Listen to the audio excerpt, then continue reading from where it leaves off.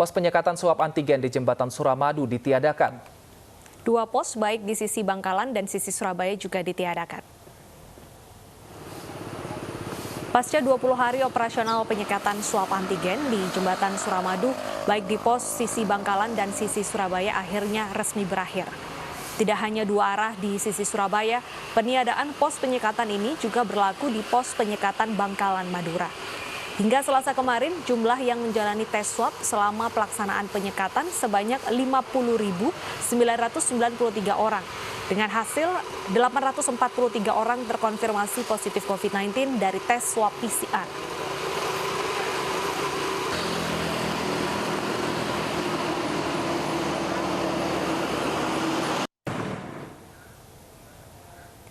Ya, pemirsa, pos penyekatan Suramadu di Surabaya, Jawa Timur sempat ricuh.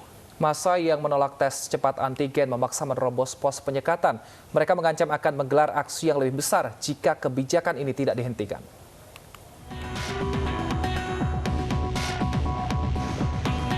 Petugas TNI Polri berusaha menghalau massa yang menerobos penyekatan dan menghindari tes swab di Jembatan Suramadu, Surabaya, Jawa Timur, Selasa subuh. Para tenaga kesehatan yang berjaga di pos penyekatan pun terpaksa dievakuasi. Untuk membubarkan massa, polisi menembakkan gas air mata.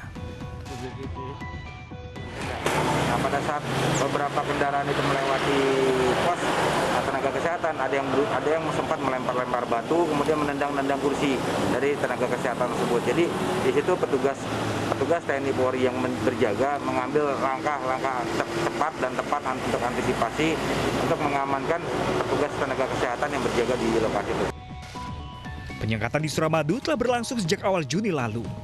Kebijakan ini menuai penolakan keras dari warga Madura. Mereka mengancam akan menggelar aksi yang lebih besar lagi jika penyekatan tidak dihentikan.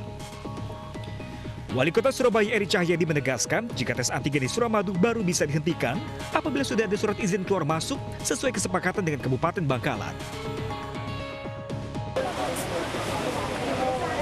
Untuk mengantisipasi adanya kericuhan, pos penyekatan Suramadu dijaga ketat personel TNI Polri bersenjata lengkap.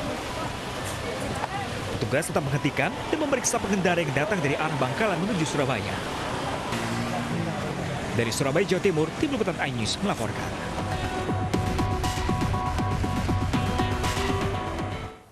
Pasca kericuhan penolakan adanya pos penyekatan di Jembatan Suramadu, kini pos sudah ditiadakan. Dan untuk mengetahui informasi terkini sudah bergabung bersama kami Oki Arisandi di Jembatan Suramadu, sisi kota Surabaya.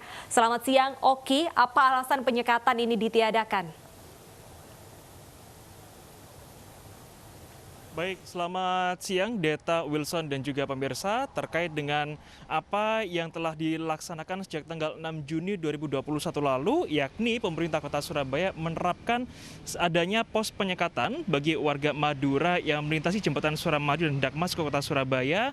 Kini pada hari ini, tepat pada tanggal 23 Juni 2021, telah resmi diberhentikan. Artinya, pos penyekatan ini hanya berlangsung sekitar 17 hari saja sejak tanggal 6 Juni 2021 lalu. Dan per hari ini, sesuai yang diinformasikan oleh Kabid Humas Polda Jawa Timur, Kombes Pol Gatot Reply mengatakan bahwa pos penyekatan baik di sisi Bangkalan maupun di sisi kota Surabaya, keduanya sama-sama diberhentikan operasinya.